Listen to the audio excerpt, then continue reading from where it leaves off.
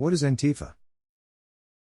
The anti-fascist protest movement, known as Antifa, gained new prominence in the United States after the white supremacist Unite the Right rally in Charlottesville, Virginia, in August 2017.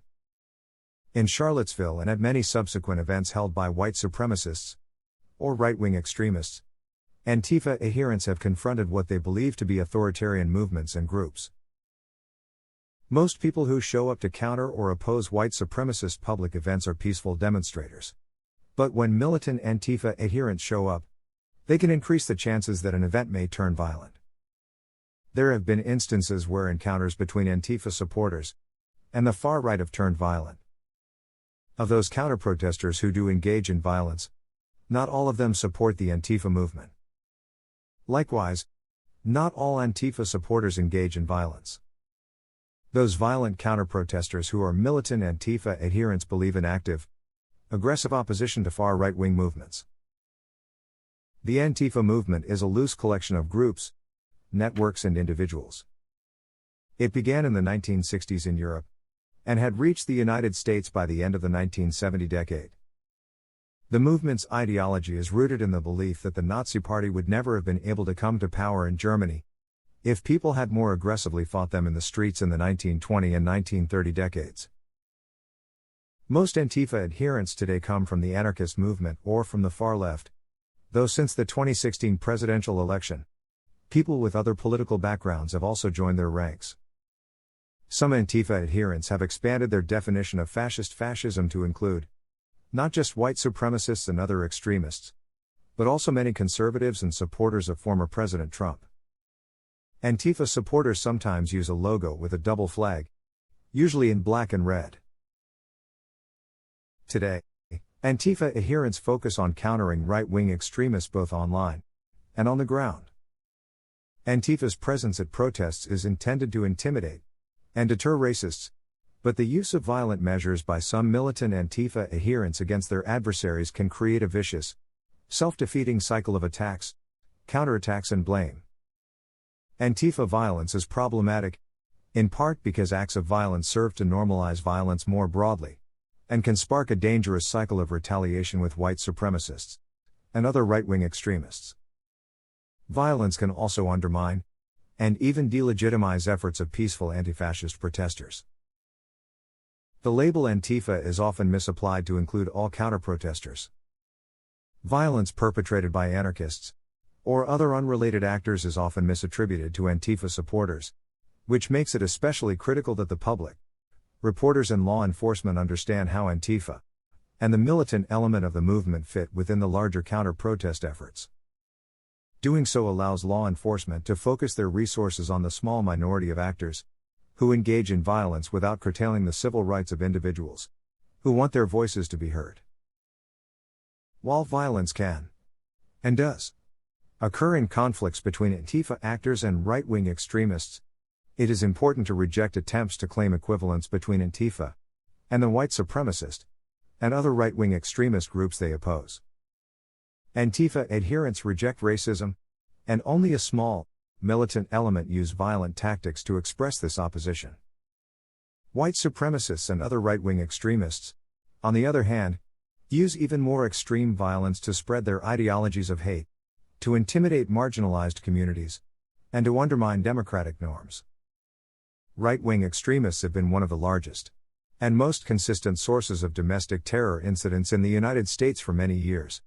They have murdered hundreds of people in this country over the last 10 years alone. To date, there has been only one suspected Antifa-related murder, which took place on August 29, 2020, in Portland, Oregon. Antifa scope and tactics. Given that the Antifa movement is leaderless and so decentralized, it is extremely difficult to pinpoint any governing plan. Today's Antifa adherents argue that they are the on-the-ground defense against individuals they believe are promoting fascism in the United States. Broadly speaking, Antifa adherents tend to protest far-right events, and their presence at these events is intended to intimidate and deter racists. There is evidence of violent clashing between Antifa adherents, who come out to counter-protest right-wing extremist events, and right-wing extremists themselves. In these cases, it is often unclear which side starts the violence, but both can and do participate. Violent clashes between Proud Boys and Antifa adherents. On June 18, 2021, at Clackamas Park in Oregon, are a clear recent example of this. However, some actors who claim an affiliation with Antifa have also targeted law enforcement. And by extension police precinct staff, because some Antifa adherents perceive law enforcement as providing cover for far-right movements. Businesses have also been targeted with vandalism, which in some cases may be an expression of some adherents' anti-capitalist views. In addition, Antifa adherents will sometimes focus on symbolic targets, by, for example, vandalizing an ICE office while protesting the mistreatment of children in ICE detention facilities. Both are examples of how the ideology of the Antifa movement is blended, especially as the movement has gained more popularity. Militant Antifa adherents often use black bloc tactics, with participants wearing all black clothing and operating as a unified force. People with riot shields stay at the front while behind them others move like water. Antifa social media channels often prohibit filming or streaming at events, presumably to protect the identity of participants, particularly of those engaging in criminal activity. While some more militant Antifa adherents fight with their fists, others have thrown projectiles or launched slingshots. Antifa adherents have also used noxious gases, and at various times they have pushed through police barricades and attempted to exploit any perceived weakness in law enforcement presence. Away from rallies, they also engage in tactics that involve exposing their adversaries' identities, addresses, jobs, and other private information. This can lead to their targets being harassed or losing their jobs, among other consequences. Members of the alt-right and other right-wing extremists have responded with their own doxing-related campaigns, and by perpetuating hateful and violent narratives using fake Antifa social media accounts. Because there is no unifying body for Antifa, it is impossible to know how many adherents are currently active. Different localities have different Antifa populations, but Antifa adherents are also sometimes willing to travel hundreds of miles to oppose a white supremacist event. Disinformation. Persistent disinformation campaigns have dramatically affected the public perception of Antifa. In the summer of 2020, disinformation was widely shared on social media which alleged that Antifa was trying to use Black Lives Matter protests as cover to act violently, that they were planning violent attacks on white suburbs, and that they were working with Muslim groups to impose Sharia law. In 3 respective disinformation campaigns. There was also a fake Antifa manual that was widely circulated. Conspiracies connecting George Soros to BLM protests, and Antifa, and disinformation that Antifa hosted a 4th of July flag-burning event. This tendency was amplified in the wake of the January 6 Capitol insurrection, as almost immediately false claims surfaced that Antifa was the first to storm the Capitol, not pro-Trump extremists.